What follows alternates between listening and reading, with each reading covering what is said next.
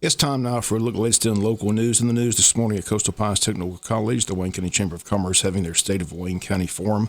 On the program this morning, County Administrator Paul Drawdy, Mayor of Jesup Ralph Hickox, Mayor of Odom Greg Rozier, and Mayor of Scriven Jason Weaver. The event begins at 8 a.m. WIFO FM will be on hand to bring you comments from the forum this week here on the local news. Chamber reminds everyone that once again they're sponsoring, along with the Jesup Kiwanis Club, the annual Scarecrows Among Us contest. Entry fee is $40, and the deadline to enter for the Scarecrows is Friday this week. Simply call the Chamber. Stop by the Chamber this week. The number 427-2028. In a very popular event coming to downtown Jesup in October. Scarecrows Among Us. Again, the deadline to enter is Friday. Jesup City Commissioners have a call meeting set for this afternoon at 3 p.m. at City Hall. Only item on the agenda under new business is the executive session to discuss a legal issue. Items with the city manager, items with the commissioners, items with the mayor on the agenda as well. All that taking place today at 3 p.m. at City Hall. City at the last two meetings have had executive sessions on the agenda, but after both sessions, behind closed doors came back and announced that no action was taken. In the meeting called today by Commissioners Tim Cockfield, Commissioner Pam Schuman, and Commissioner Joe Arati. Again, that meeting taking place today at City Hall at 3 p.m. Wayne County School Board met Tuesday. We'll come back, take a look at that right after this word from our sponsor, the commercial messages, so please stay tuned. The Wayne County Board of Education met Tuesday for their regular monthly meeting. School Superintendent Dr. Sean Kelly gave the board the update on capital projects, and here's the update on the James E. Bacon project. Capital outlay project, James E. Bacon. We are still waiting on a few pieces of glass. We are continuing with punch list items. The field and other items will begin a little bit later in the year. We continue to work with the vendor for furniture, so it continues to be ordered and it continues to arrive. I believe at the last meeting there was a question about the amount of money that has been paid to GQ Constructors. So of the $21,294,343 guaranteed maximum that was presented to the board, to date we have paid out $19,567,213.92. That still leaves $1,727,129.08 remaining with regard to the guaranteed maximum price. And I can always provide that information to you. I know you mentioned about the architect. How much do we owe him? So anytime that we pay one of the vendors or the contractor, they get a percentage. And so I would have to get that number for you. I don't know that exact number.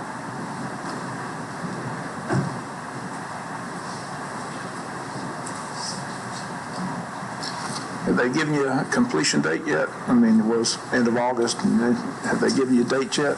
Well, I mean, technically it's done. Now, when will they be gone and never step foot back on campus? I don't know. Because, we'll continue to go through punch list items. We'll continue to discover little things that probably need to be done. We still have a softball field that needs to be done, so they'll be here for a while to do that. There's a few other items that we continue to do. There's still a little bit of data cabling and a few other things that need to be done, but it's occupied. We have a certificate of occupancy for the whole building. Kids are in each building. Kids are going to classes in the whole building. So it's just a few little things here and there.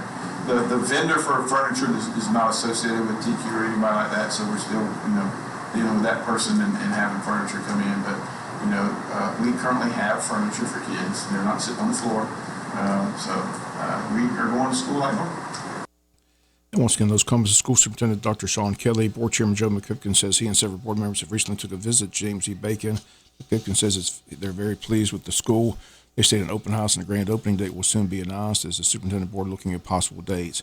Once again, the softball field still needs to be built at the school, but the school system has paid $19,567,213.92 towards the guaranteed price of $21,294,344 for the school. Board got an update on the pest control situation at Martha Bucket Middle School. Superintendent Kelly says the school saw 11 bugs total. On Saturday, specially trained dogs were brought in and no eggs were found. One adult bug was found in the storage area. Out of an abundance of caution, the space was thoroughly treated by pest control technicians.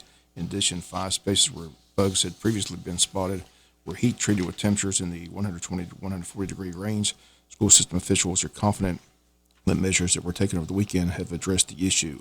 2 projects that will soon be underway with the East Bloss funds is the new ROTC building and the new Ag building, which has to be built. On Tuesday, School Superintendent Sean Kelly says his recommendation will be to build the Ag building across the street from the high school, across from the track. ROTC building will be built at the back of the gymnasium area. Once again, those are the top two projects now that the voters have approved, the new East Blost. A lot of recognitions last night. Also personnel. Here's a rundown of the personnel on Tuesday. Certified recommendations, Taylor Richburg, James E. Bacon. Classified recommendations, Audrey Lane, Jesup Elementary School. That's a look at your Tuesday school board meeting. We'll come back with some final news notes after this word from our sponsor, other commercial messages, so please stay tuned. Final notes and news. The Wayne County Commissioners meet on Monday, October 2nd. Their agenda is out. Under Citizens' Concerns, Corbett Nichols regarding EMS, Farrell Cooksey regarding Wayne County band competition, John Steed regarding paving of B. Baker Drive. Under Old Business, consider approve EMS policy and procedures and employee handbook that was tabled from their September 4th meeting. Under New Business, consider approve installing some pipeline beneath Holmesville Road. Consider approve Pine Ridge Subdivision Phase 2. Consider approve bid for metal building for elections. Consider an approved bid for concessions.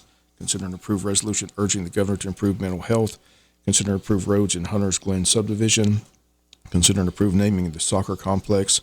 Consider an approved resolution for Okefenokee Mining. Consider an approved bids for landscaping services. Consider an approved contract for land for fire station to the city of Jesup. Consider approved piping a ditch located at 407 Palm Island Circle. And consider approved purchase over $15,000. Couple of board appointments, items with the administrator, items with the county clerk, items with the commissioners. There is an executive session on the agenda. All that's set for Monday at 6 p.m. at the County Commissioners Meeting Room. City of Jesup has several contested races, and election day is Tuesday, November 7th, but advanced voting will begin on Monday, October 16th, run through Friday, November the 3rd. Early voting will take place at the Hall Richardson Recreation Center located at 644 North 4th Street. Deadline to register to vote in the City of Jesup elections is October the 10th. There will be two Saturday early voting dates, Saturday, October 21st, Saturday, October 28th. The times of Saturday voting will be from 9 a.m. to 5 p.m. If you've changed your name or address since you last voted, they ask that you please update your file by coming to the registrar's office, filling out a change of address form. Last day to request an absentee ballot is Friday, October 27th. City of Jesup has a contested mayor's race. Incumbent Ralph Hickox and Tyrone Johnson, the two candidates seeking the office. District 1, the race between former Jesup Police Chief Perry Morgan and former City Council member in District 1, Ricky Reddish. In District 4, the two candidates are Jonathan McCullough and Margaret Rawls. And in District 5, the two candidates are former Jesup City Manager Mike Deal and Katrina Dumas. Once again, early voting begins Monday, October the 16th at 8 a.m. at Hall Richardson Recreation Center. The voting takes place each day from 8 a.m. to 5 p.m. Election day again Tuesday, or November the 7th. The second annual Jesup Train Day, October 28th from 10 a.m. to 4 p.m., taking place at the train depot. Train Day will again feature model railroads, train history exhibits, local train history information in the children's play area. T-shirts for the event will also be available. As part of the event, the board will also hold its graffiti on trains photo contest, offering photographers ages 21 and over the opportunity to take photographs of interesting and art train graffiti during the contest period of October 1 through October 25th.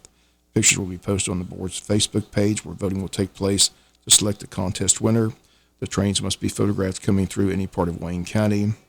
When posted on Facebook, the photos must also have the hashtag Visit Jesup, Wayne County, Georgia. Photographers must not violate railroad right-of-way boundaries in the course of picture taking.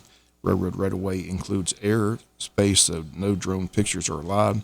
Safety guidelines will be followed by all. The board reserves the right to deny participation to any photographer who fails to follow the guidelines.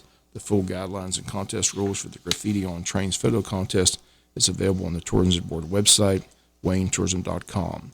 Contest pictures will be displayed digitally in the community room of the Jesup Train Depot during the train day hours of 10 a.m. to 4 p.m. on October 28th. Grand prize for the contest is a 2-night stay in Madge's Place Caboose. Other prizes will be awarded based on the number of entries. Last year's inaugural event was a huge success, and the board looks to having even a bigger event this year. And that'll do it for the latest in the local news. Sports comes your way in a few minutes. Bob Morgan, have a great day.